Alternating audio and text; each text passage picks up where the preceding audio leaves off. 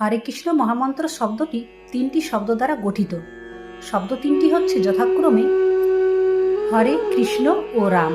1 number, হরে শব্দটি সংস্কৃত হরা শব্দ থেকে এসেছে, যা দ্বারা শ্রীমতী রাধারানীকে সম্বোধন করা হয়।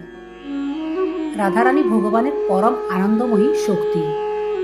সৃষ্টির আদিতে পরমেশ্বর ভগবান যা নিজের সেবা ও ভক্তসঙ্গ লাভের জন্য শ্রীমতী রাধারানীকে তার হৃদয়ের বাম পাশ থেকে সৃষ্টি করেছে।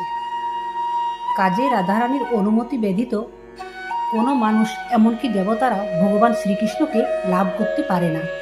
2 নাম্বার হলো কৃষ্ণ শব্দ দ্বারা সর্বাত্মক শ্রীকৃষ্ণকে অর্থাৎ পরম পুরুষ উত্তম ভগবান শ্রীকৃষ্ণকে বোঝায়। তিনি সর্বপ্রথম এবং সর্বাদিরূপ। তিনি সবকিছু সৃষ্টি করেছেন, তাকে কেউ সৃষ্টি করেননি। 3 নাম্বার, রাম শব্দ দ্বারা সর্ব আনন্দদায়ক শ্রীমান বলরামকে বোঝায়। বলরাম বৃন্দাবনে সবার অন্তরে আনন্দ সঞ্চারণ করেন। হরে কৃষ্ণ।